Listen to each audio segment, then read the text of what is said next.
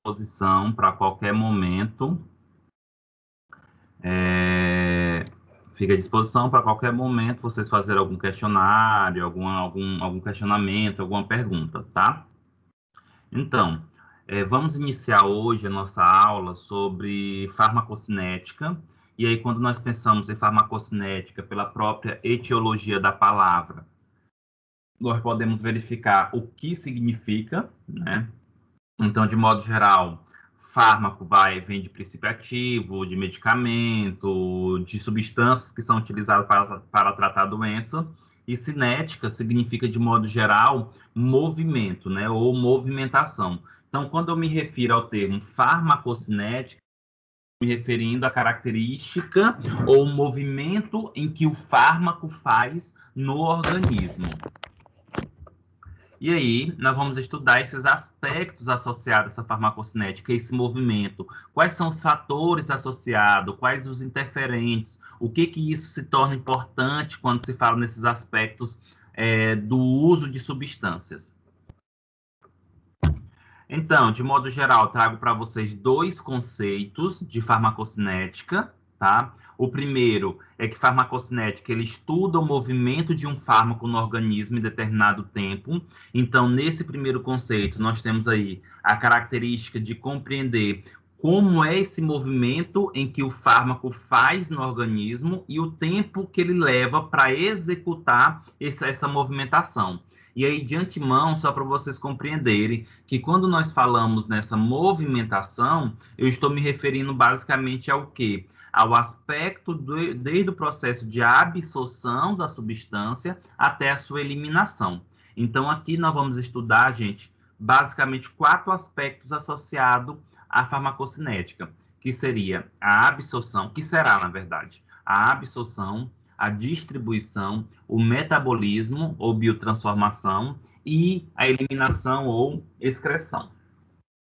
O segundo conceito associado à farmacocinética, nós temos aí que estuda o caminho percorrido pelo medicamento no organismo, desde a sua administração até a sua eliminação, que foi o que eu comentei para vocês, né? Então, a farmacocinética, ela é uma área de estudo dentro da farmacologia que vai verificar literalmente todos os aspectos associados a esse perfil do movimento da substância no organismo, desde o seu processo de administração, ou desde onde é administrado, até onde é eliminado. E nós temos não um conceito, mas nós temos uma definição bem popular, vamos dizer assim, para fixar o que seria essa farmacocinética, que nesse caso é o que o organismo faz com a droga. Então, quando nós pensamos na farmacocinética, nós temos alguns aspectos associados ao quê? Por exemplo, a absorção, a distribuição, a metabolização e a eliminação. Nós temos essas quatro etapas da farmacocinética. De modo geral, quando se fala nessas 4 etapas, absorção, distribuição, metabolismo e excreção, o que favorece esse aspecto? É o organismo, porque quem absorve é o organismo, quem distribui é o organismo, quem metaboliza é o organismo e quem elimina é o organismo. Por isso que a gente fala nessa definição bem popular, que farmacocinética é o que o organismo faz com a droga, né? Então, ele absorve, distribui, metaboliza e excreta.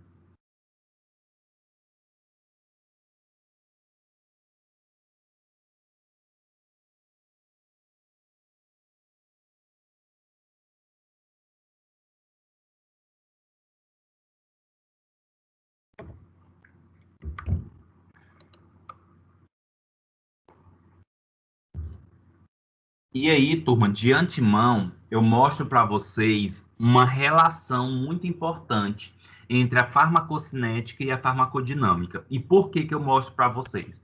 Nós hoje iniciamos o estudo da farmacocinética. Contudo, a farmacocinética, ela tem a farmacocinética, ela tem um tipo de estudo e nós vamos estudar em outro momento, assim que nós terminarmos todo o conteúdo de farmacocinética, o que seria a farmacodinâmica. Então, o que eu falei anteriormente, farmacocinética é o movimento em que a substância faz no organismo, ou seja, é o que o organismo faz com o medicamento. Já a farmacodinâmica, gente, visa estudar os mecanismos de ação, visa estudar como o fármaco ele age, tá? Visa estudar como o fármaco ele vai agir. De modo geral, é importante compreender que, em relação à farmacodinâmica, é ao contrário da cinética. Enquanto a cinética é o movimento, né, o que o organismo faz com a droga, a farmacodinâmica é o que a droga faz com o organismo, ou seja, qual o mecanismo de ação, qual o efeito, o local de efeito, tá? Então, quando se fala em farmacocinética, nós não podemos esquecer a farmacodinâmica, porque são duas ciências, duas áreas da farmacologia que se interrelacionam, tá? Mas vamos estudar inicialmente farmacocinética para depois estudar a farmacodinâmica. Só para vocês compreenderem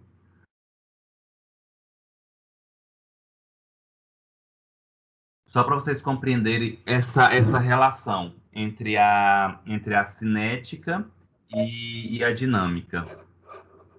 Olha só, então nós temos aí a droga e nós temos também o organismo. Então, de modo geral, significa essas setas em posições ao contrário, mas que se interrelacionam entre si, significa o quê? Que tanto quando está acontecendo a farmacocinética, também está acontecendo a farmacodinâmica. E dentro da farmacocinética, nós podemos envolver algumas características, como a via de administração, a absorção, a distribuição, a biotransformação e a eliminação. E a farmacodinâmica, ela visa estudar o local de ação, o mecanismo de ação e os efeitos. Então, ou seja, de modo geral, o que acontece? Uma vez que está acontecendo os aspectos farmacocinéticos, também irá acontecer os aspectos farmacodinâmicos, tá? E quando nós falamos em dinâmica, gente, quando nós falamos em farmacodinâmica, uma coisa muito importante e interessante que vocês compreendam é que, quando se fala em farmacodinâmica, nós estamos falando de local onde a substância vai agir. E a maioria dos locais onde a substância age dentro do nosso organismo são células que apresentam receptores, tá? E muitas vezes a ação dessa substância sobre esses receptores vai depender da concentração no local do receptor. Quando eu me refiro à concentração, é a quantidade de substância que chega ao receptor.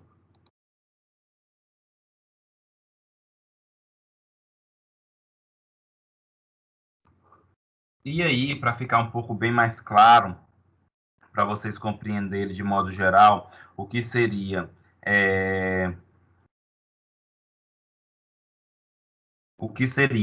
farmacocinética e dinâmica, ou farmacodinâmica, no mesmo contexto associado a um fármaco, a um medicamento, eu trago um exemplo para vocês do diclofenaco, né? O diclofenaco, turma, de modo geral, é uma o diclofenaco, de modo geral, é um fármaco anti-inflamatório, tá? Não esteroidal, e tem como principal ação agir sobre os aspectos da inflamação. Olha só, vamos começar desde os aspectos cinéticos, passando pela dinâmica e novamente pela cinética. Lembra que eu comentei para vocês que farmacodinâmica e farmacocinética elas se interrelacionam e não necessariamente tem uma sequência a ser seguida, tá? E que a cinética envolve desde o local onde foi administrado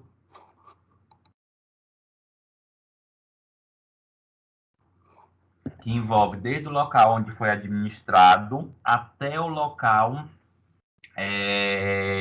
aonde vai agir e, consequentemente, ser eliminado. Então, o diclofenaco, olha só, a pessoa ingere o diclofenaco e esse diclofenaco ele é desintegrado pelo estômago. Uma vez que ele é desintegrado pelo estômago, ou seja, comprimido, né, a dragem ela vai começar a ser desintegrado, a substância vai ser absorvida pelo intestino, vai para a corrente sanguínea, onde é transportada até o local da inflamação. Nessa primeira frase que eu comentei aqui para vocês, que eu estou lendo, só mostra os aspectos da farmacocinética. Por quê? Quem é que desintegra a draga, o comprimido? O estômago, então é o organismo. Quem desintegra, por exemplo, quem favorece o processo de absorção? O intestino. E depois vai para onde? Para o sangue, corrente sanguínea, que vai ser distribuído. Então, observa que no momento eu só falo dos aspectos da movimentação. Então, isso seria farmacocinética, tá? E olha só, depois que a substância chegou à corrente sanguínea, que foi transportada até o local da inflamação, o que, que vai acontecer naquele local da inflamação? Que vai ser o local de ação, onde vai acontecer o mecanismo de ação e vai ter o efeito, tá? Olha só, lá no local da inflamação, o diclofenaco ele atua inibindo a atividade da enzima ciclooxigenase e, consequentemente, diminui a produção de prostaglandina, que é uma das substâncias responsável pela gênese da inflamação, as quais, por serem vasodilatadores potentes, aumenta a permeabilidade vascular e causa as reações inflamatórias, ou seja, o diclofenaco diminui a produção de prostaglandina e a inflamação. Se vocês observarem nesse texto lido sobre dinâmica, eu em nenhum momento falo de aspectos associados ao organismo, a movimento, né? Eu estou falando do quê? Do local de ação, de como é a ação e qual o efeito esperado. Então, isso daqui, turma, se refere à farmacodinâmica, tá? Então, toda vez que vocês estudarem os aspectos associados ao efeito, local de ação e mecanismo de ação, isso se refere à dinâmica. Mas dentro daquele contexto que nós conversamos anteriormente, não tem como, por exemplo, como posso dizer, não tem como a gente dissociar a dinâmica da cinética. Porque quando começa a acontecer uma parte, a outra também vai iniciar, tá? Por isso que uma vez que tem cinética, vai ter dinâmica. E uma vez que tem está tendo dinâmica, tem cinética, ou teve cinética. E aí, olha só, depois que o diclofenaco exerceu a sua ação no organismo, lá no local da inflamação, que diminuiu o processo inflamatório e etc., o que é que vai acontecer? O diclofenaco ele tem que sair. O diclofenaco ele já não tem mais que permanecer no ele já não tem mais que permanecer no organismo. Então, inicia todo o aspecto de eliminação desse diclofenaco, tá? Para quê? Para ser eliminado. Então, vem a movimentação. Então, olha só, depois de exercer sua função, o diclofenaco é metabolizado pelo fígado e depois é eliminado pelos rins. Olha só, quem que metaboliza? O fígado. E quem elimina? Sistema renal. Isso, gente, observe que a própria frase se refere à movimentação. E aí, quando se fala em movimentação, nós nos referimos à farmacocinética. Mas, aonde tem cinética, tem dinâmica, e aonde tem dinâmica, teve cinética, tá? São dois estudos dentro da farmacologia que interrelacionam-se.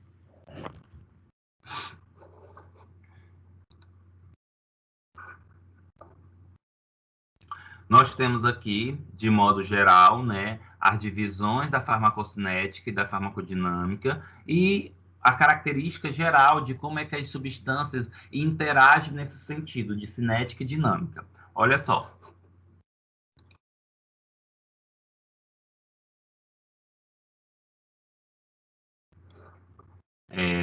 Olha só, da esquerda para a direita. Dose da droga administrada, né? Então, uma concentração, uma dose da substância vai ser administrada, e aí quando se refere nesse aspecto da administrada, isso daqui independe, tá?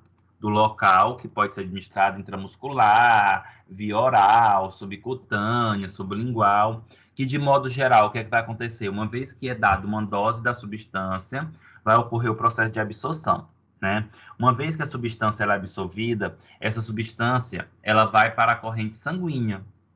E uma vez que está na corrente sanguínea, essa substância ela vai sofrer o processo de distribuição, ou seja, ela vai circular pela corrente sanguínea e vai ser distribuído nos tecidos. Uma vez distribuído nos tecidos, pode ou não exercer a sua ação ou ficar acumulada ali. Além disso, gente, as substâncias, uma vez que chega na corrente sanguínea, antes mesmo dela exercer o efeito, ou uma parte da substância, antes de exercer o efeito, ela já pode ir para os rins para ser eliminada, viu? Por quê? porque não necessariamente ela tem que ir direto para o local de ação.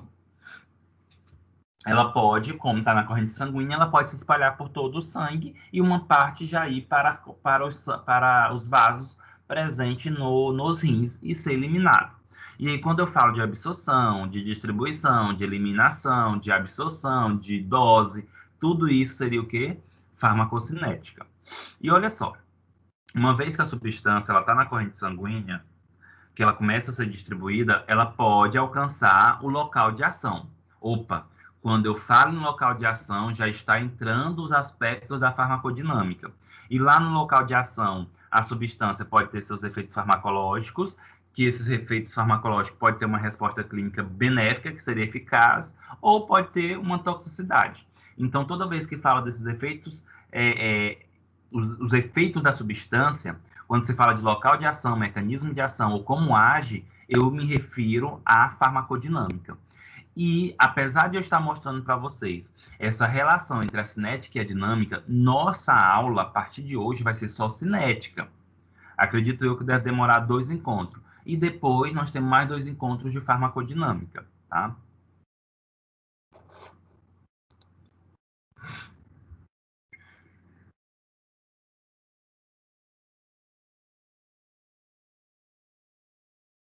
E aí, turma, quando nós falamos nesses aspectos da farmacocinética, é importante nós compreendermos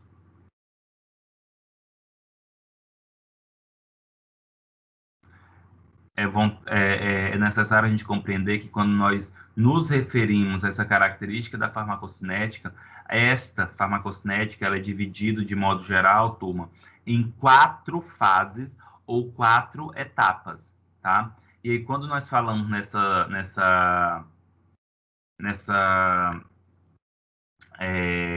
4 etapas ou 4 fases, nós podemos falar que se refere à absorção das substâncias, à distribuição dessas substâncias, à metabolização, que também pode ser chamada de biotransformação,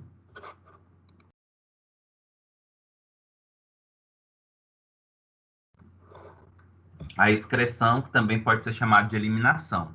E aí, para fixar e para vocês compreenderem bacana o que seria essas etapas, ou saber a sequência dessas etapas, a gente pode aprender essa sigla aí, ó.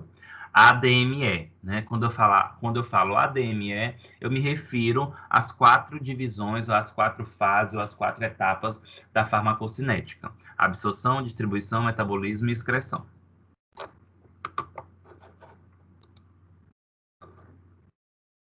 E nós vamos estudar, turma, a partir de agora, a primeira etapa da farmacocinética, que é os aspectos da absorção, tá? E aí, quando se fala em absorção, a absorção se refere, gente, à transferência de um fármaco do seu local de administração para a corrente sanguínea. Muito importante compreender isso. A absorção é quando o fármaco, a substância, ela vai para a corrente sanguínea, certo? E aí, o que é que acontece? Por que eu estou dando ênfase nisso? Porque não é o fato de eu tomar um comprimido, tomar um medicamento, que aconteceu a absorção. A absorção é literalmente a substância ir para a corrente sanguínea. Imagine só uma pessoa tomar, por exemplo, um comprimido e estar com diarreia e não ter tempo da substância ser absorvida. Ou a pessoa tomar um comprimido e estar vomitando e esse comprimido ele sai, né, com vômito, ele é expulso com o vômito. Isso significa o quê? Que não teve a absorção. A absorção, literalmente, é quando acontece o aspecto da substância sair da onde foi administrado para a corrente sanguínea. E isso sim é absorção. Gente, e essa absorção, ela sofre total influência do que nós chamamos de fase farmacêutica e, consequentemente, todas as outras etapas da farmacocinética e também da farmacodinâmica também sofrem influência da absorção. Porque se não tem absorção, não tem distribuição, não tem metabolismo, não tem excreção, tá? Outra coisa, se não tem absorção, não vai ter, a substância não vai para o local de ação, não vai ter ação, não vai ter efeito, ou seja, interfere também na farmacodinâmica. E aí, pensando nessa característica associado à a absorção, eu vou dar ênfase para vocês aqui na fase farmacêutica, tá? O que seria a fase farmacêutica? A fase farmacêutica, ela antecede a farmacocinética. E o que seria a fase farmacêutica? De modo geral, a fase farmacêutica é o processo que acontece através da desintegração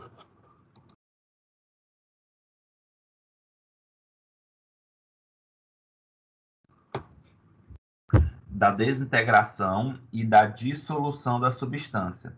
E o que seria isso, turma? Desintegração e dissolução. Olha só, vamos imaginar um comprimido.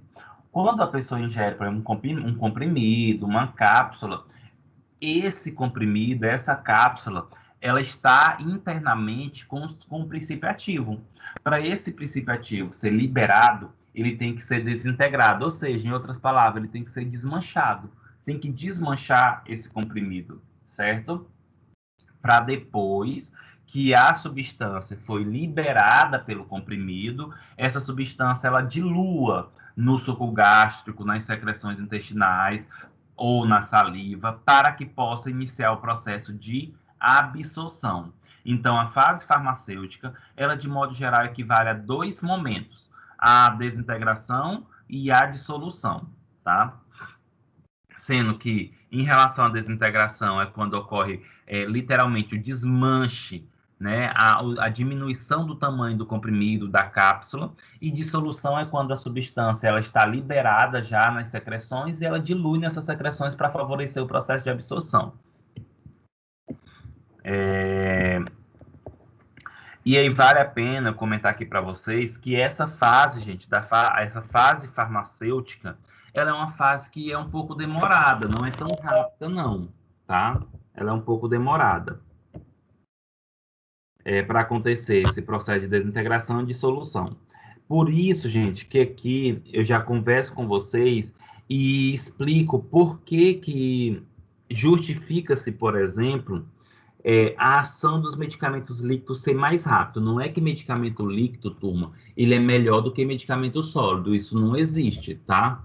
O medicamento sólido, ele é tão bom quanto o medicamento líquido. Então, se eu pegar a dipirona, o Anador, comprimido, e pegar a dipirona gota, né, a Novalgina gota, por exemplo, vai ter o mesmo efeito. A diferença é que líquido acaba tendo um efeito mais rápido, não é melhor, mas é mais rápido. Por quê? Porque os medicamentos líquidos, eles não passam pelo processo de desintegração, tá? Porque como ele já é líquido, ele já vai diluído, ele já vai líquido para as secreções estomacais ou intestinais e lá vai fazer o processo já de diluição. Então, é como se os medicamentos líquidos pulassem uma etapa, que é a da desintegração. Por isso que eles têm um efeito, acaba tendo um efeito mais rápido.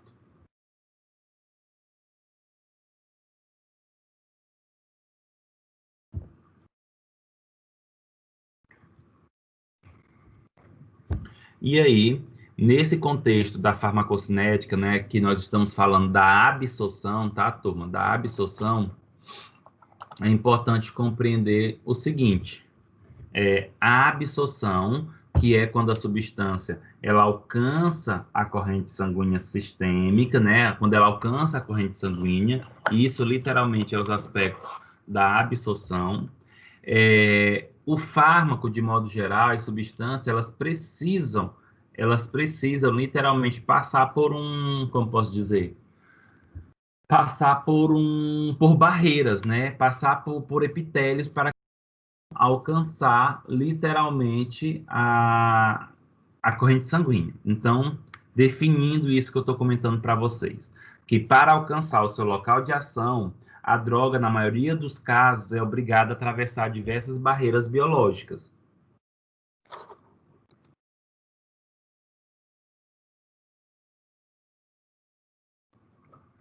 Então, turma, olha só, para que a substância... Professor, Oi. bom dia. Bom dia. Aqui é a Sofia. Oi, Sofia. É porque eu já entrei da aula, saí várias vezes e tá dando erro a exibir o slide. tanto para mim quanto para uma outra aluna. Não sei se os outros estão aparecendo, né?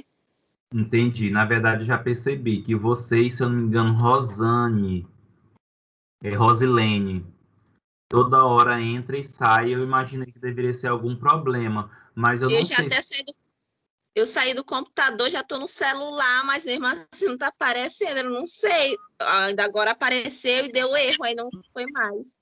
Entendi, deixa eu Para mim verificar. só aparece quando eu mesmo mexo e passo o slide.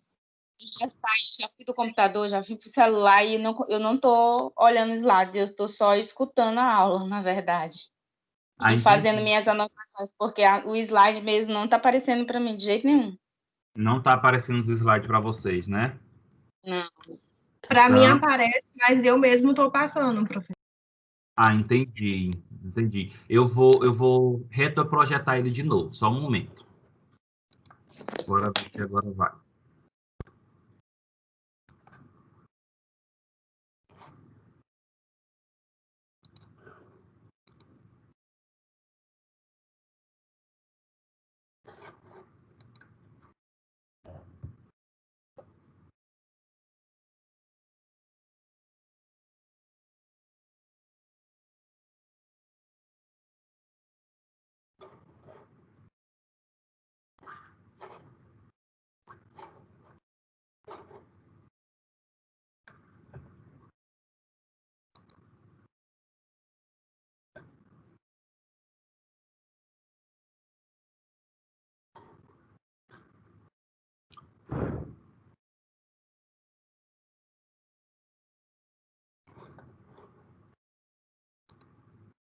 Agora sim, professor, apareceu aqui para mim.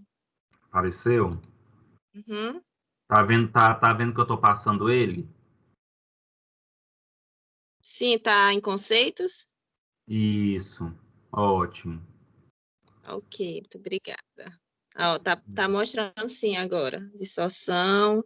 Isso. Estou aqui em epitélio gastrointestinal, certo? Sim, tá certo. Ótimo, deve ter sido alguma situação de retroprojeção mesmo, tá bom? Obrigado, viu? Obrigada. Qualquer coisa é só chamar. E aí, turma, como eu estava comentando para vocês, que quando nós pensamos que a substância ela precisa ser absorvida, ou seja, ela precisa alcançar a corrente sanguínea, ela precisa passar por barreiras. O que seriam essas barreiras? É importante nós compreendermos o seguinte, que de modo geral, uma substância que ela é administrada por via oral, que ela vai para o estômago, e ela sai do estômago e vai para a corrente sanguínea. Imagine só que o estômago ele tem uma parede de células. E aí, essa substância ela precisa ultrapassar essa parede das células estomacais para que chegue na corrente sanguínea. Mas antes mesmo de chegar à corrente sanguínea, a substância também tem que passar pelo epitélio do vaso sanguíneo. Ou seja, todo local que a substância vai, ela precisa ultrapassar células. Consequentemente, ela precisa ultrapassar essas barreiras celulares, tá? E aí eu trago até para vocês alguns exemplos de barreiras celulares que são muito importantes que as substâncias precisam ultrapassar, que são as barreiras do epitélio gastrointestinal, né? Então, uma substância que ela é absorvida no intestino, ela precisa passar pelas células intestinais até chegar no sangue, mas para também entrar dentro do sangue, dentro do vaso, desculpa, sanguíneo, ela precisa ultrapassar a barreira do endotélio vascular. Ou seja, ela precisa ultrapassar células. Turma, e de modo geral, todas as células, elas são formadas aí por membrana plasmática. E aí essas membranas plasmáticas, elas têm um perfil de seletividade, onde pode permitir a passagem da substância ou não. E aí, dependendo da característica da substância, nós podemos ter uma substância que vai ter um efeito aí, aliás, uma substância que pode ser absorvida por mecanismo de transportes, e aí nós temos dois tipos de transporte, que seria o transporte ativo e transporte passivo, que eu vou falar já já para vocês deles dois. Então, de modo geral, gente, olha só, a gente não tem, às vezes, a gente não tem noção do quanto é complicado para que o medicamento exerça um efeito no nosso organismo, né? A gente só toma, mas a gente não imagina o percurso que esse medicamento ele tem que fazer, né? Que ele tem que absorver, que ele tem que passar pelas células para chegar na corrente sanguínea, depois que chega na corrente sanguínea tem que ser distribuído para o local onde vai exercer o seu efeito, ou seja, tem vários aspectos associados, né?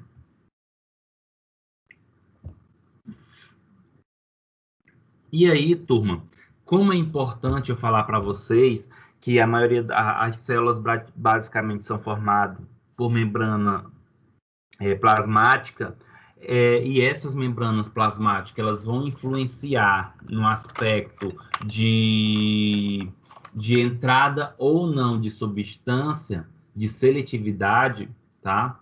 O que é que acontece? Olha só, a membrana plasmática, a membrana biológica, né? De modo geral, é um envoltório que delimita todas as células, tanto procariontes como as eucariôticas.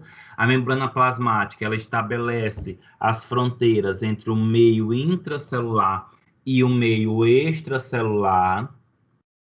E nessa estrutura, né, que é a membrana plasmática, encontra-se moléculas de lipídios e proteínas unidas por intermédio de forças fracas, que são as pontes de hidrogênio e forças hidrofóbicas. É importante compreender, gente, que nós aprendemos lá na biologia, né, lá no ensino médio, que quando se fala em membrana plasmática, a membrana plasmática ela é responsável pela seletividade, ela é parecida ao modelo do mosaico fluido, porque deixa entrar substâncias e sair substância. E, de modo geral, a membrana plasmática, ela é constituída principalmente por lipídio ou fosfolipídio de membrana.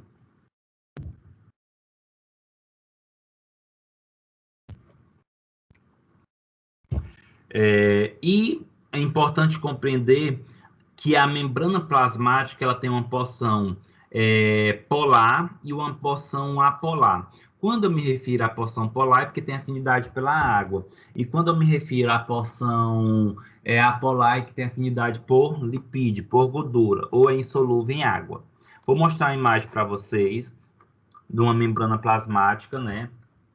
Essa seria uma analogia, seria um aspecto da membrana plasmática. Observa que a membrana plasmática ela é formada, constituída por uma camada de bilipídica ou uma camada fosfolipídica de membrana, tá? Onde tem proteínas inseridas, tem proteínas aderidas. Só que aí eu chamo a atenção de vocês que os fosfolipídios que constituem essa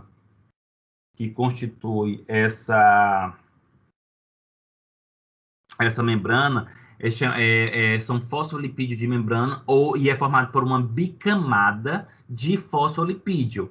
E aí esse fosfolipídio ele tem uma estrutura semelhante a um fósforo, né? A cabeça e o corpo. Então, gente, a parte da cabeça que fica tanto para o meio externo, para o meio interno à célula, nós temos aí uma porção polar, ou seja, uma porção que é um pouco solúvel à água. E a porção interna, que são as porções da cauda desse fosfolipídio, já é uma porção apolar, ou seja, uma porção lipossolúvel ou hidrofóbica. Aí vocês podem se questionar, mas professor, por que esse perfil de entender essa característica aí da membrana celular? Porque, turma, dependendo da característica da membrana celular, nós vamos ter o perfil associado à entrada das substâncias. Lembra que para as substâncias exercer seus efeitos, elas precisam atravessar as barreiras, né? A barreira do endotélio vascular, do epitélio gastrointestinal. Então, há necessidade delas poder passar, né? Fluidificar adequadamente, sair de um local para um outro. E esse perfil de solubilidade, se é lipossolúvel, se é hidrossolúvel, ela vai influenciar na passagem da substância entre as células. E também isso vai influenciar no que nós chamamos aí de transporte, né?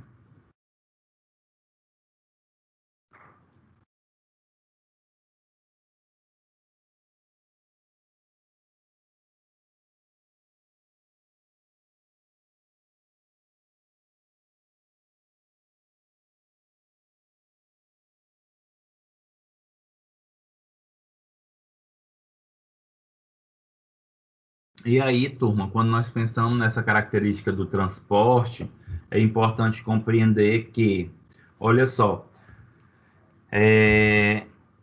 existe, de modo geral, dois tipos de transporte que acontece pelas membranas. É o que nós chamamos de transporte passivo e transporte ativo. De modo geral, vocês já estão cansados de estudar e de saber que quando nós falamos nesse transporte passivo e ativo, ele se refere a dois aspectos. Um tem gasto de energia e o outro não tem gasto de energia. O transporte ativo tem gasto de energia e o transporte passivo não tem gasto de energia, certo? Contudo, pensando nessa característica desse transporte, o que favorece ter gasto de energia ou não? Muitas vezes é o tamanho da substância, da molécula, ou a ação dessas substâncias através de um gradiente de concentração. O que seria esse gradiente de concentração? Olha só, quando tem uma substância que ela está num meio que está bastante concentrado daquela substância e ela passa para um meio menos concentrado, ela vai a favor do gradiente, ou seja, ela consegue sair facilmente de um local onde tem mais para um local que tem menos. Agora, isso aí é transporte passivo, porque não vai ter gasto de energia. Agora, se a substância ela sai de uma região onde tem uma região menos concentrada para uma região mais concentrada, ou seja, ela está indo para um local que tem mais substância. Então, ela vai ter que ter gasto de energia, porque ela está indo contra o gradiente de concentração. Tá? E aí, dentro dos transportes, nós temos a difusão passiva, que pode ser chamado também de transporte passivo, que tem como conceito, né, o fármaco se move da região com concentração elevada para a que tem baixa concentração, ou seja, ele vai a favor do gradiente de concentração, que foi o que eu expliquei agora para vocês, tá? E, de modo geral, turma, existe 3 tipos desse transporte passivo, né? Que é a difusão simples, a difusão por poro e a difusão facilitada.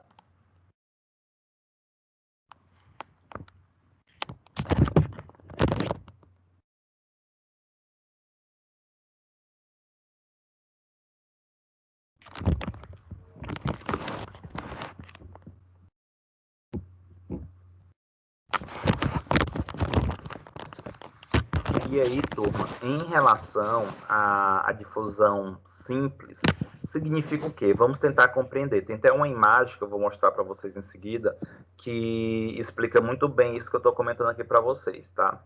Então, em relação à difusão simples. A difusão simples, gente, ela segue um gradiente de concentração em virtude de sua solubilidade na camada lipídica. Em outras palavras, quando os fármacos eles têm perfil lipídico, eles conseguem atravessar entre os lipídios. Ou seja, a difusão é muito simples, tá? Porque a substância tem um perfil lipossolúvel e, consequentemente, consegue atravessar aí essa membrana, tá? Deixa eu até mostrar logo a imagem, depois eu volto. Ó, quando eu falo, gente, difusão simples, seria essa primeira aqui que está se referindo à difusão através do lipídio, tá? Olha só, nessa imagem, nós temos a difusão através do lipídio, que também pode ser chamado de difusão simples.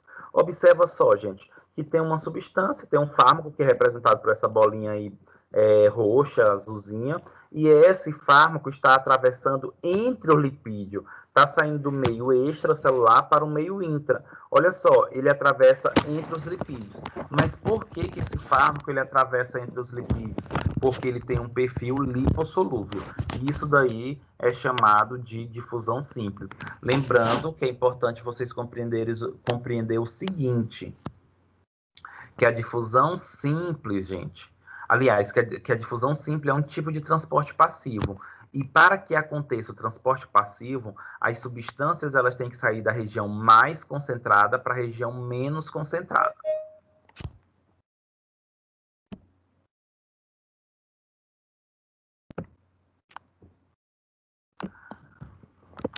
E então nós estudamos nosso primeiro tipo de transporte passivo, que é a difusão simples ou difusão através de lipídios. O segundo tipo de transporte que pode acontecer é a difusão por poros, e esses poros geralmente são poros aquosos, ou seja, se eu falo que é um poro aquoso, significa que tem a passagem aí de água por esse poro, tá?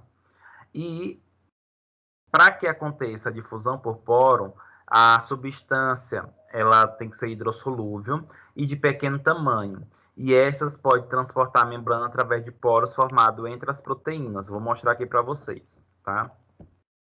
Olha só, gente. Difusão através do canal aquoso, que é o mesmo que difusão por poro, tá? Por quê? O que seria essa difusão através do canal aquoso? Significa que a substância está em grande concentração ali no meio externo e está entrando para o meio interno através de um canal aquoso, que seria esse canal formado por uma proteína, por exemplo, tá? E a molécula, gente, ela tem que ser pequena, tem que ser semelhante à água para que possa passar por esse canal. E o último tipo de transporte passivo que pode acontecer, né, pelos fármacos para que eles possam chegar até a corrente sanguínea ou até o seu local de ação é a difusão facilitada, que o próprio nome já diz, existe uma facilidade nesse transporte porque tem a participação, por exemplo, de proteína transportadora e especializada nesse transporte de substância, que é o que nós temos aí, ó, da proteína representada aí por essa imagem amarela, essa proteína amarela, onde tem uma substância que se liga a essa proteína, e essa proteína consegue atravessar a membrana com a substância, e coloca a substância no meio interno. E isso aí, gente, é um tipo também de transporte passivo, que é a difusão facilitada. Vale a pena lembrá-los que são para que aconteça isso, esses três tipos de transporte passivo têm que ter uma característica em comum. As substâncias precisam estar em grandes concentrações, tá? No meio externo.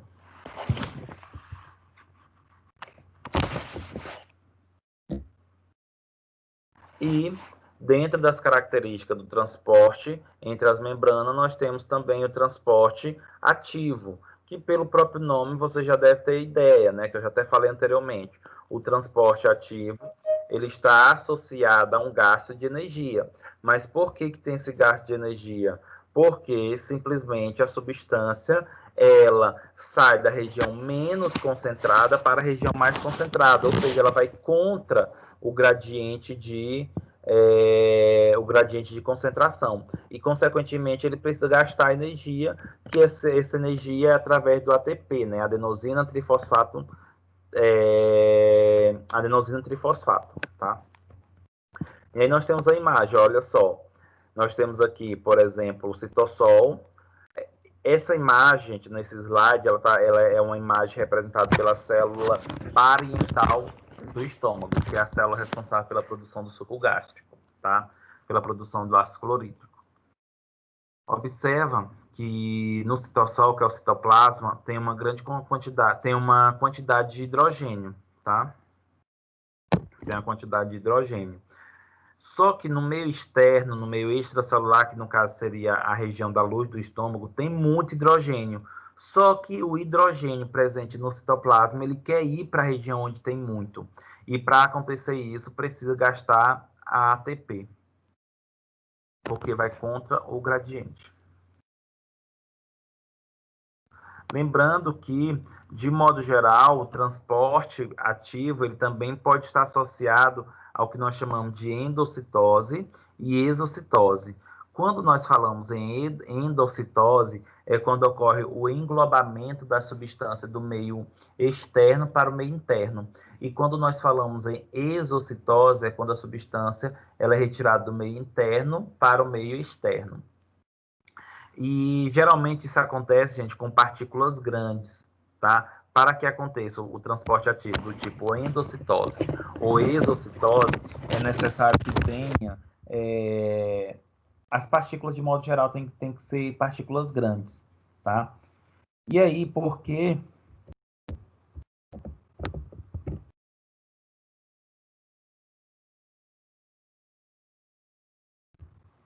E aí, turma, por que nesse processo aí de transporte ativo acontece esse gasto de energia, né? Porque o transporte ativo, ele é gasto de energia. Isso acontece, de modo geral, turma, por um motivo.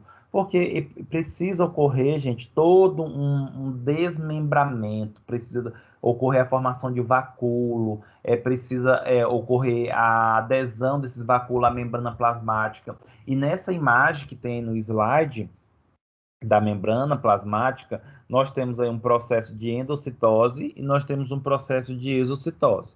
Se vocês observarem, na imagem que tem como se fosse alguma substância amarela, e a seta está como se fosse entrando para dentro das células, daí é um processo de endocitose. E a outra, gente, que é na vesícula secretora, observa que essa vesícula ela está aderindo à membrana plasmática e está sendo o quê? Eliminando as substâncias, tá? E aí é importante nós compreendermos dois aspectos. Na endocitose, que é o englobamento de substância, existem dois tipos de endocitose, que é a fagocitose,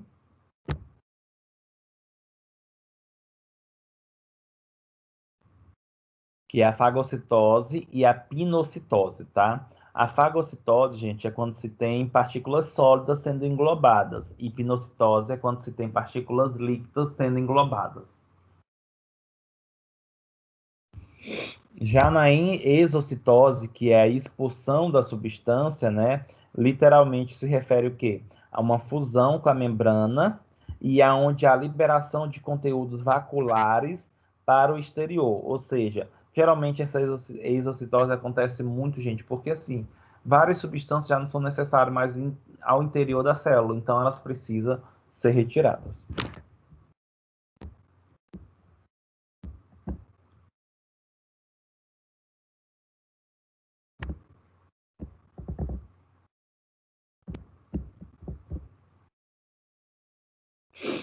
E nós temos alguns fatores envolvidos na absorção. Quando eu me refiro a esses fatores envolvidos na absorção, eu estou querendo dizer quais são os fatores que podem influenciar para mais ou para menos a absorção de substâncias. Antes de falar, turma, só um momento que eu só beber uma água, tá?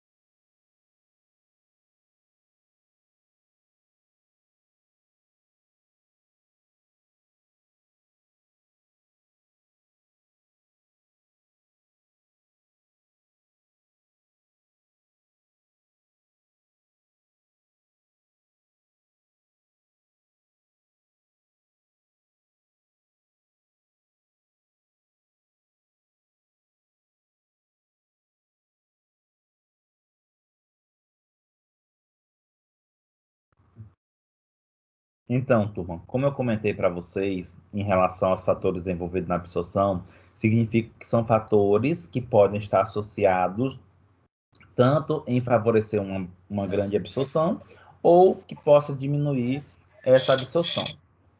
Professor? Oi. Bom dia. Bom dia. Ainda sobre o tipo de transporte. A osmose faz parte de qual dos dois tipos? A osmose faz parte do transporte passivo. Porque o que é a osmose? A osmose é a transferência de conteúdo, de substância, de um local onde é mais concentrado para um local menos concentrado. Tá? Porque, na verdade, quando a gente fala transporte passivo, de modo geral, é osmose. O transporte passivo, ele faz uma analogia à osmose. São sinônimos, na verdade. Certo, entendi, obrigado. Nada. E aí, turma, dentro desses fatores envolvidos na absorção, nós temos dois tipos aí, de modo geral, que são os fatores que sofrem influência do medicamento e os fatores que sofrem influência do organismo. Eu vou falar primeiro do organismo, para depois falar dos medicamentos, porque em relação aos medicamentos já envolve um pouco de química, tá? Então, assim, por exemplo, vamos entender o que são os fatores envolvidos ao organismo. Exemplo, vascularização do local. Gente, um tecido que é altamente vascularizado, ou seja, um tecido que tem uma perfusão sanguínea maior, ele vai ter uma melhor absorção, tá? Ele vai ser mais absorvido. Por que que ele vai ser mais absorvido? Porque chega mais sangue naquele local onde foi administrado o medicamento. E aí, chegando mais sangue, o que é que vai acontecer? A substância onde ela está mais concentrada, ela vai para o local menos concentrado, que seria o sangue. Então, ela tem uma facilidade, literalmente, de ser absorvido, tá? Então, um exemplo, o estômago, ele é vascularizado, mas o intestino, ele é muito mais vascularizado. Então, o intestino, ele tem uma probabilidade bem maior de absorver a substância do que o estômago, por causa da vascularização, tá? O outro é a superfície de absorção. Aí entra de novo a história do intestino. O que seria a superfície de absorção? É o tamanho dessa superfície. É os fatores que estão influenciando nessa superfície que pode favorecer a absorção. Se nós compararmos o estômago com o intestino, gente, ele é bem maior do que o estômago. O intestino, ele tem as microvilosidades, que tudo isso influencia na absorção. Ou seja, no intestino é muito mais absorvido do que no estômago. E além disso, gente, outro fator associado à absorção, ligada ao organismo, é a permeabilidade capilar. O que seria isso? Geralmente, quando os vasos sanguíneos eles estão mais vasodilatados, ou eles estão vasodilatados, eles têm maior probabilidade de absorção das substâncias. Por quê? Porque ele tem um aumento da permeabilidade capilar. O que seria essa permeabilidade capilar? Seria quando o vaso sanguíneo ele permite tanto a entrada de substância quanto a saída de substância do seu interior, tá? Então, nós temos aqui 3 fatores ligados ao organismo que está associado à absorção, para mais ou para menos: vascularização, superfície e permeabilidade. E ligado ao medicamento. Quais são os fatores que são ligados ao medicamento que influenciam nesse aspecto da absorção? Está associada à lipossolubilidade, ao peso molecular, ao grau de ionização e concentração. Explicando. Lipossolubilidade. Gente, os fármacos que são lipossolúveis, quando ingerido, né, ou seja, os fármacos que têm a sua característica de lipossolubilidade, eles têm uma facilidade de ser absorvidos. Por quê? Porque eles conseguem atravessar entre a membrana plasmática, que é formada de fosfolipídio. Relembra, gente, lá da química. Olha o que acontece. Um solvente polar, ele é melhor diluído em um solvente polar, que seria hidrofílico, né? E um solvente apolar, que é lipofílico, é melhor dissolvido em um solvente apolar. Por quê? Porque são semelhantes. É igualzinho quando você pega uma água e um óleo. Não vai ter ali diluição praticamente, turma. Por que não vai ter diluição? Por que não vai ter passagem? Porque são solventes, são substâncias com solubilidade diferente. Agora, se eu pego um óleo com óleo, vai ter uma diluição, vai ter uma solubilização, porque são solventes semelhantes. É o que acontece aqui. Quando os fármacos têm perfil lipossolúvel, eles melhor atravessam a membrana. Melhor atravessam a membrana, mais rápido de ser absorvido. Peso molecular se refere basicamente à característica associada ao tamanho, tá? Ao tamanho da molécula. E aí, quanto menor é o peso molecular, que significa que menor é o tamanho dessa molécula e mais fácil de ser absorvida. Eu vou pular para a concentração, já que eu volto no grau de ionização.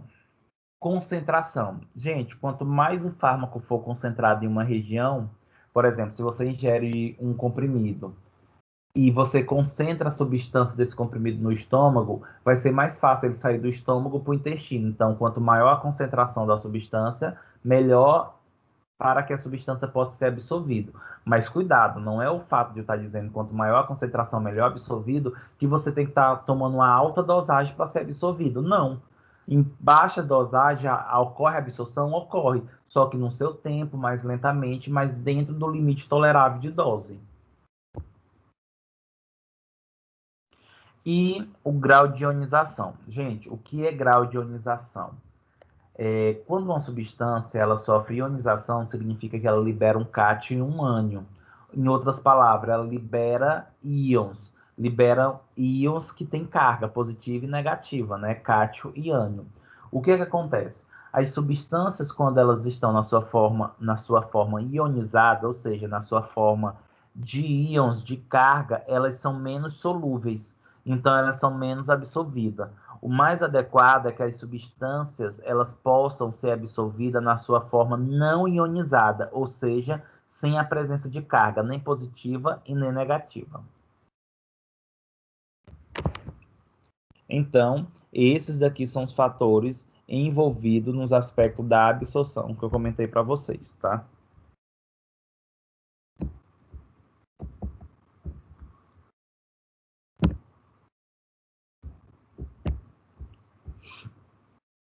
E aqui, gente, é só para vocês compreender essa característica aí em relação à difusão através dos lipídios, né? Que eu comentei muito para vocês desde o início, quando se fala da camada da membrana plasmática. As substâncias, ou seja, os fármacos, são melhores absorvidos quando atravessa a membrana plasmática.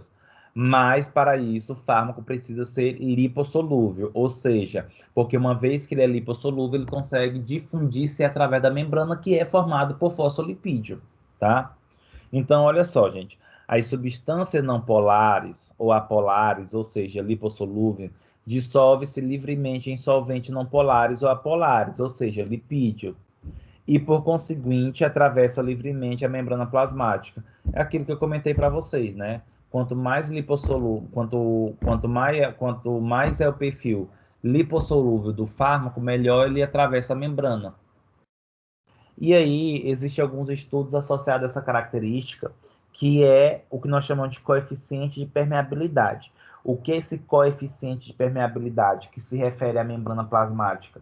Está associado, gente, à lipossolubilidade, né? Quanto maior a lipossolubilidade, maior é o coeficiente de permeabilidade. Quanto maior o coeficiente de permeabilidade, maior será a absorção da substância. E aí, eu mostro um esquema para vocês, só para fixar essa característica aí da lipossolubilidade. Olha só. Toda vez que eu tenho substância apolar ou não ionizada, ou seja, toda vez que eu tenho uma substância que ela tem perfil lipídico e que ela não apresenta carga, ela é melhor, ela tem maior lipossolubilidade e, consequentemente, maior absorção. E quando se tem uma substância polar ou ionizada, ou seja, uma substância que tem perfil hidrossolúvel, hidrofílica, e apresenta carga, ela tem menor lipossolubilidade e, consequentemente, menor absorção. Turma, vale a pena comentar para vocês que não é o fato dela ser hidrossolúvel ou por ela apresentar carga que ela não vai ser absorvida. Ela vai, mas com maior dificuldade, ou talvez às vezes nem não vai ser absorvida tanta, mas acaba sendo absorvida sim.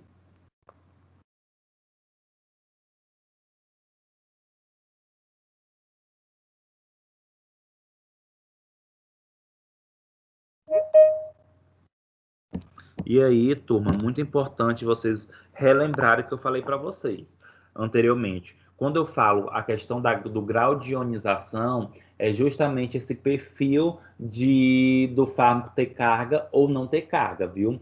Para que seja mais absorvida, é melhor que não tenha carga.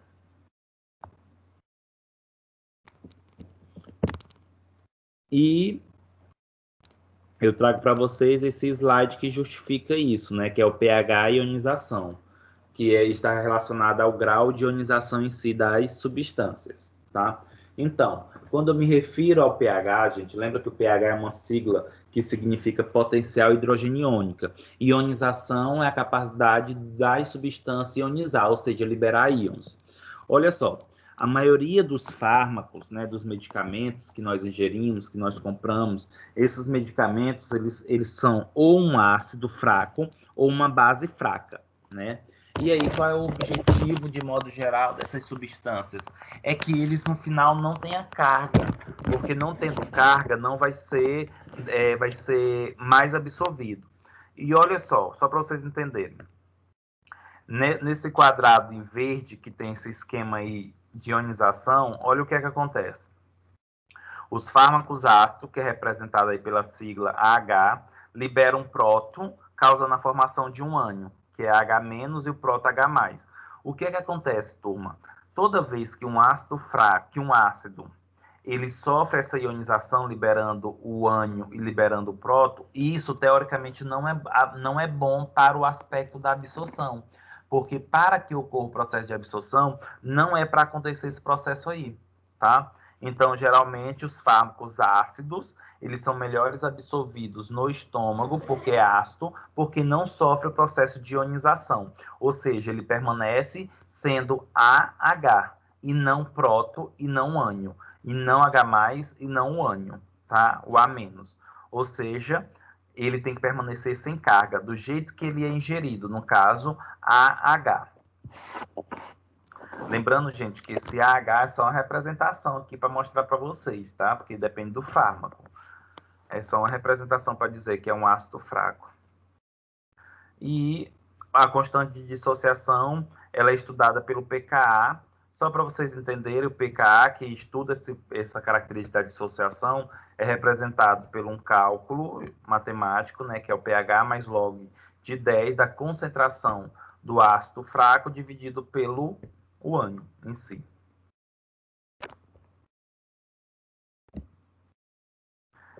E aqui nós temos o dado esquemático, né, a informação esquemática, só para vocês compreenderem, da base fraca.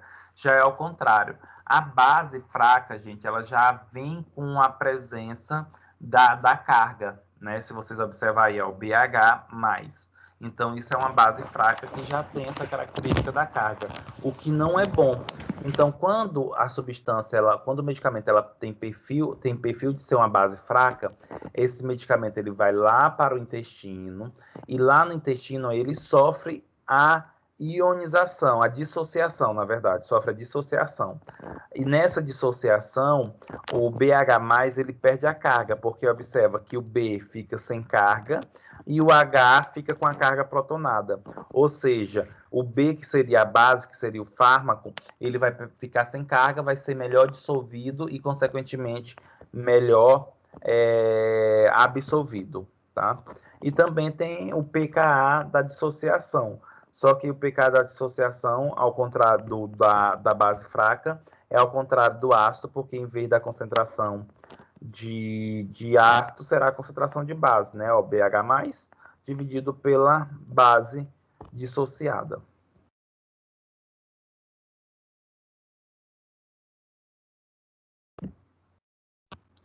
E aí, só para vocês compreenderem o que seria pKa, é uma medida da força de interação de um composto com um próton, né?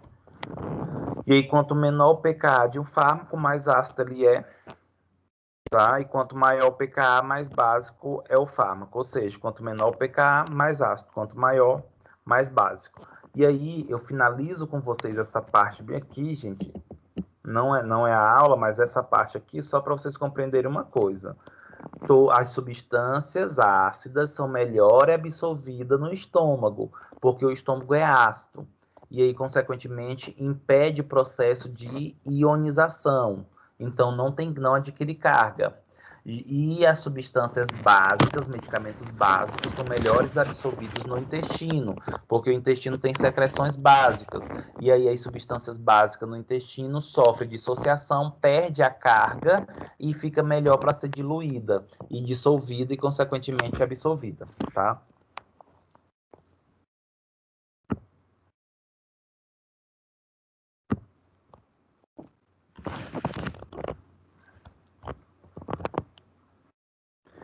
E aqui, turma, é só para a gente aprender alguns aspectos associados a essa característica de absorção, eliminação e ionização. Olha só, nós temos aqui um quadro.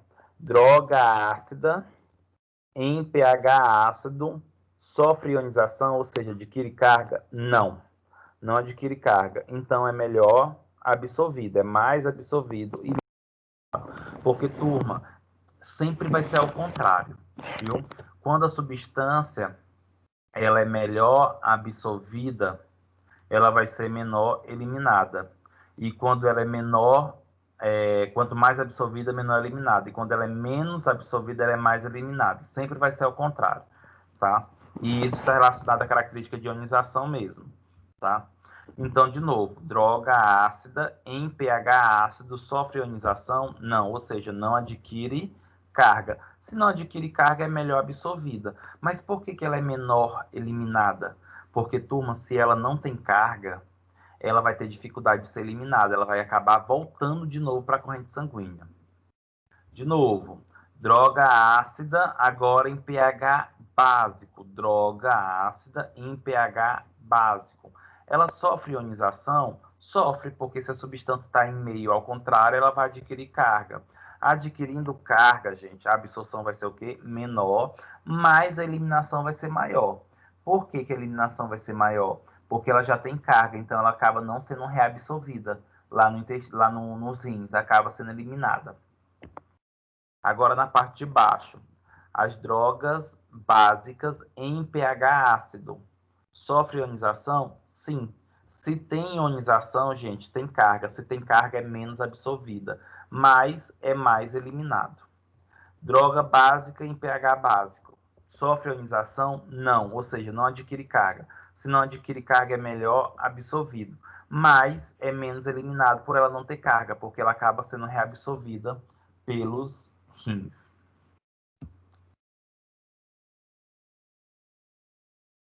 Turma, alguma dúvida?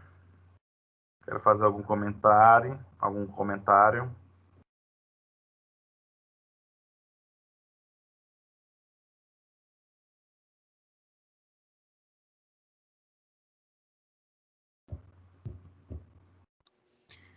Só deu uma enrolada na cabeça, professor. Foi, né? Em relação a essa questão do pH básico e ácido. De ácido de base, quem perde, quem ganha. Olha só, Alane. Melhor absorvido. Isso. Deixa eu tentar falar de uma maneira bem mais simples, só para vocês compreenderem essa questão da absorção, porque é muito importante. Isso a gente carrega para a vida toda como farmacêutico, né? Então, só para vocês compreenderem, olha só. Todo medicamento, ou ele é um ácido, ou ele é uma base fraca. Um ácido fraco ou uma base fraca. O que isso significa? Isso é uma característica físico-química dele. O que isso significa?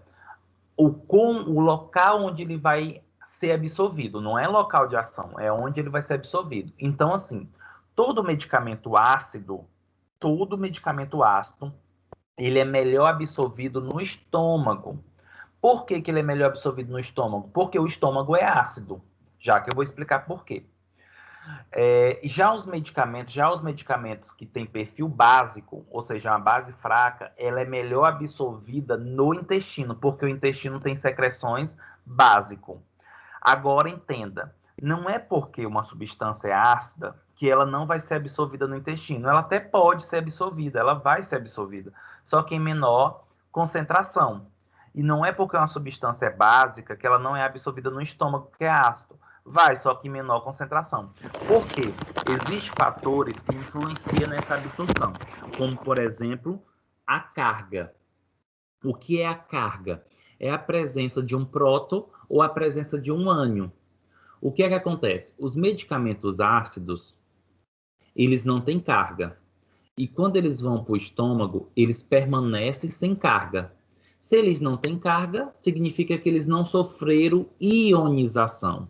Se eles não sofreram ionização, eles são melhores absorvidos. Só que aí nós temos um pequeno problema.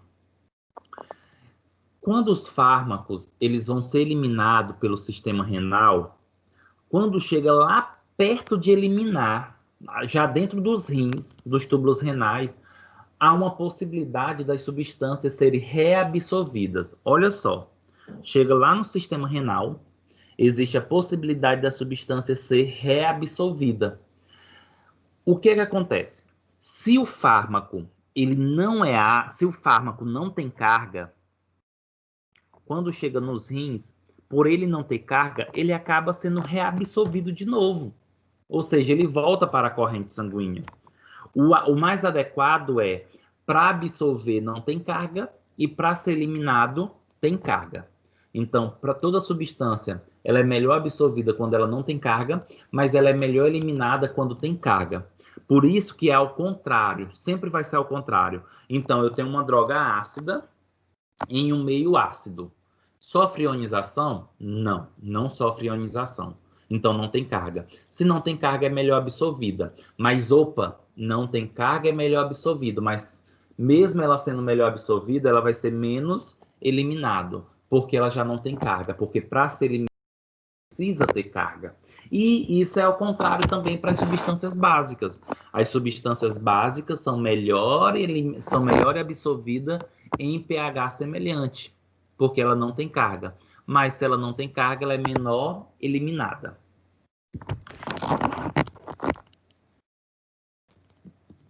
Talvez depois, gente, quando eu botar o link da gravação da aula, é interessante vocês pegarem esse link, nessa parte aqui que eu estou falando para vocês, vocês descreverem a minha fala, tá? Isso vai facilitar para vocês.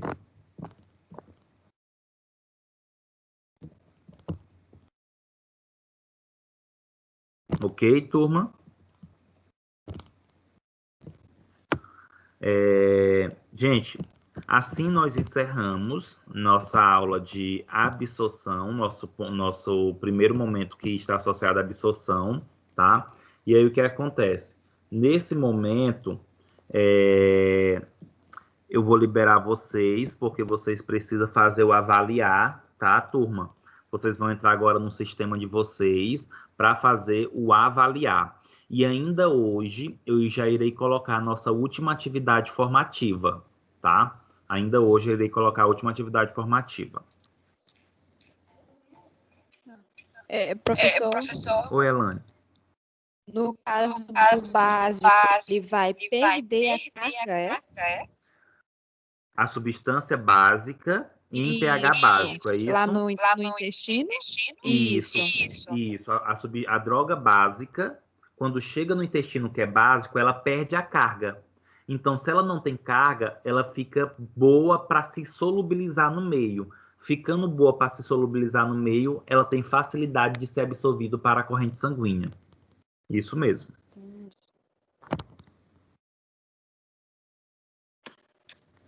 Ok, turma?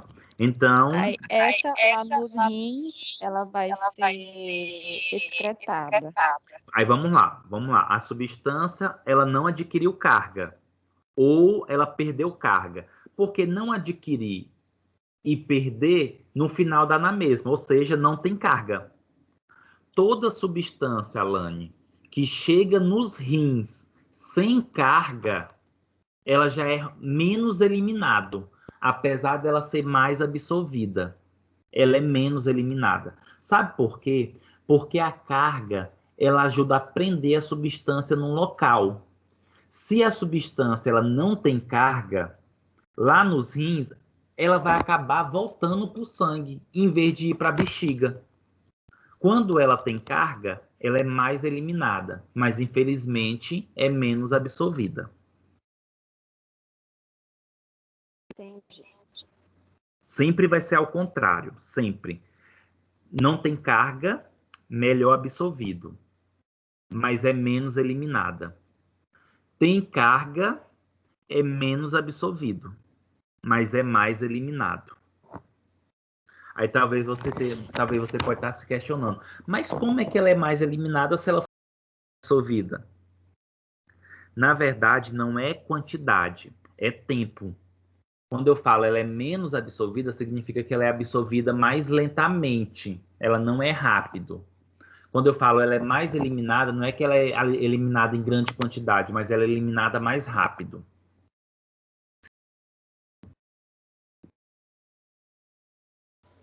Professor, Oi, então, quando uma droga Jonathan.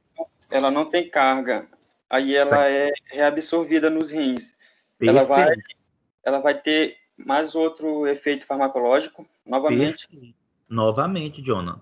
Enquanto a substância estiver na corrente sanguínea, ela vai exercer o efeito. Mesmo a substância, ela indo por rins, quase sendo eliminada, ela volta de novo para o sangue. Ou seja, se ela voltou para o sangue, ela vai continuar exercendo o seu efeito. Só que esse efeito pode ser o benéfico, esse efeito pode ser maléfico, porque pode ser que ela comece a se acumular no sangue e saia de uma dose máxima, vá para uma dose tóxica.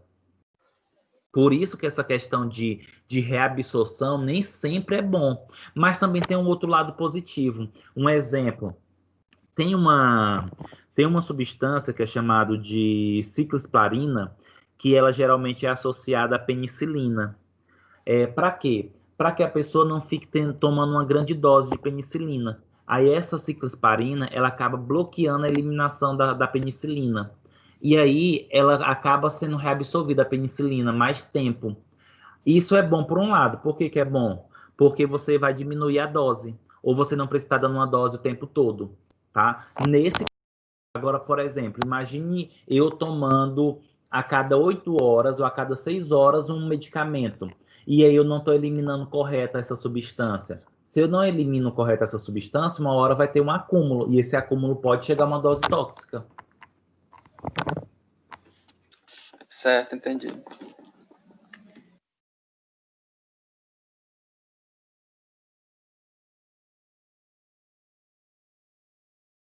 Mais alguma pergunta, turma? Fica à vontade. Literalmente, esse é um conteúdo, né?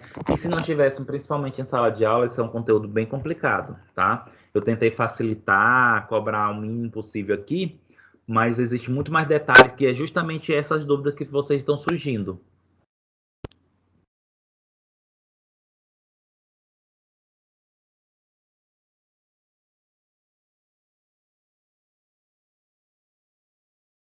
Então, turma, nesse momento eu me despeço de vocês. Peço, por gentileza, que todos acessem ao AVA e realiza o avaliar, tá? E até à noite eu coloco a aula gravada de agora e coloco também a atividade, que é a nossa última atividade formativa, tá? Do semestre. Professor, eu já fiz esse avaliar, mas eu fiz na sexta-feira, mas ele continua aparecendo na aba quando eu abro o meu portal. Continua a possibilidade de tu fazer novamente, é isso? Isso, Porque assim, ele não vai sair do portal, tá? Agora, quando você faz quando você realiza ele, é para estar bloqueado para tu fazer de novo. Ainda não ficou, não. Não, ainda não ficou. Tá, tenta fazer hoje de novo para ver se fica, tá? Tá, tudo bem. Obrigado, Rosilene. Gente, pois até a próxima semana, tá bom? Qualquer dúvida, é só entrar em contato, pede pro líder também. Um abraço. Outro, tchau.